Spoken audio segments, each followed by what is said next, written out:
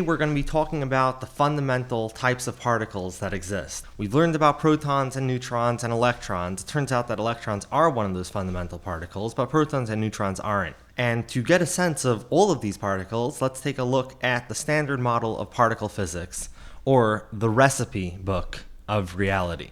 So here's an image of the standard model of particle physics, and this is really it. I mean, there are some things that this doesn't account for, and we're going to get to that in 2 videos, but this is really it. These are all of the fundamental particles that we know of. You can see they fall into 2 basic classes. The purple and green ones fall into the class called fermions, or matter particles. These are the type of particles that make up protons and neutrons and other lesser relevant particles, but there are other particles that are made up of quarks that aren't protons and neutrons and that don't play much of a role in our lives, although they are created in our atmosphere all the time and in particle accelerators. The other type of particles, the red, yellow, and blue, are bosons, and these are called force particles because they're the quantum manifestation of what we think of as the 4 forces of nature. Today we're going to take a closer look at one of these constituent groups, the fermions.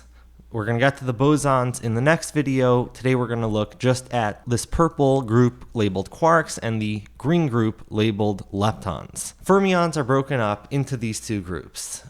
Quarks get their name from a nonsense term used by the great author James Joyce.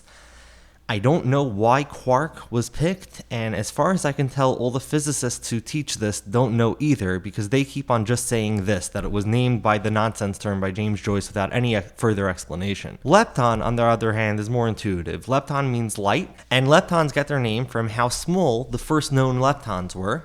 The electron was the first known lepton, and this was tiny in comparison to the proton and neutron because quarks weren't known at the time, so it was called lepton, and the name stuck. On top of the top group of purple, you could see a Roman numeral 1, a Roman numeral 2, and a Roman numeral 3.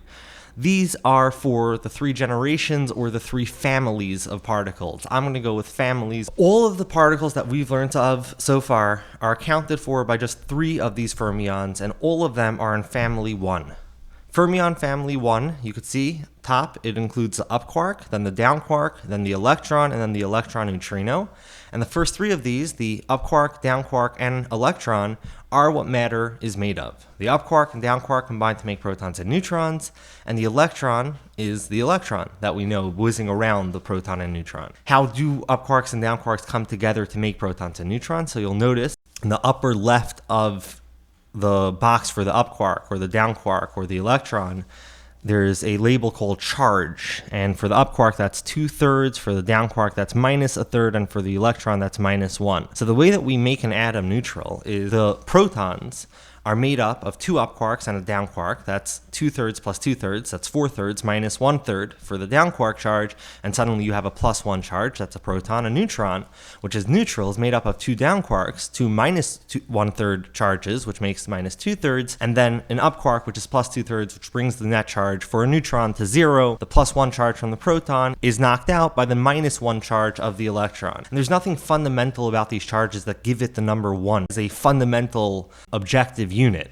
We picked 1 as the net charge for the proton and the net charge for the electron. If we discovered quarks first, it very likely would be that the up quark would be a +1, and we'd work the numbers out from there. But nonetheless, this is the system that we have, and this is what we're going to run with. So let's dive deeper into this first group, this purple group called the quarks. Families 2 and 3 of the quarks exist, but we don't know why they exist. They don't seem to play any clear role, and it's not clear physically what forces them to exist, but what is known is that they decay very, very quickly. And all we have when we're looking around in reality is the first family. So let's look a little closer. The up and down quarks are the quarks that we know and love, making up the protons and neutrons of everything around us, of us and everything around us. They're the only pair of stable quarks that exist. Now the next 2 pairs, the charm and strange quarks, are bigger than the up and down, and they decay into the up and down quarks almost immediately. And similarly for the top and bottom quarks, which are even bigger than the charm and strange quark, and although they have a path of decay, these 2 decay rapidly until all we're left with is the up and down quarks. However, even though we don't know why they exist, we do know that they do exist, and we've been creating them for decades now in particle accelerators. And in charge and other features and the way that they react, these are mirror images of the up and down quark. Aside from in their sizes and their mass.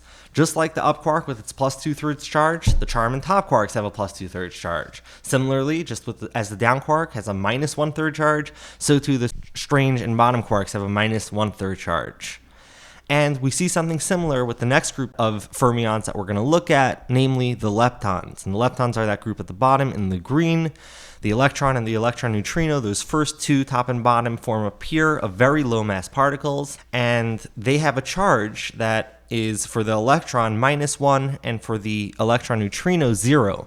And you'll notice something very interesting about that. That seems to hint at a fundamental commonality here that we can't quite get at, which is for the quarks, the net charge is plus 2/3 to minus 1/3, which is a separation of 1 unit. And similarly for the electrons. Why? Why isn't it a different separation? Why is it that the separation between an up quark and a down quark is plus 2/3 and minus 1/3, which is 1, and an electron is -1 to a neutrino, electron neutrino, which is 0? Again, a difference of 1. What's up with that?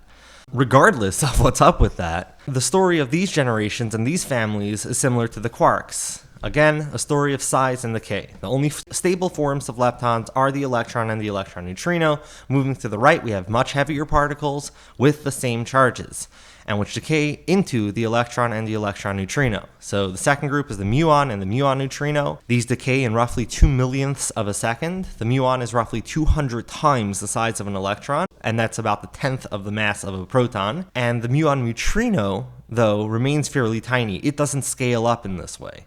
And then the third group is the tau and the tau neutrino, which decay much faster in less than a sextillionth of a second. And these tau particles are 1,700 times the size of an electron, while the tau neutrino remains pretty small again.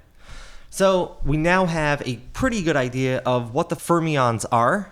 We've seen that there's one basic family that lasts, that's stable, and then there are two other families that are just bigger, unstable, they decay rapidly, but they have the same charges and the same properties. Next, we're going to look to the other side of this diagram. We're going to look at that red group, that yellow group, and that blue group, and ask, what are these bosons? What are they up to? How are they different than the fermions?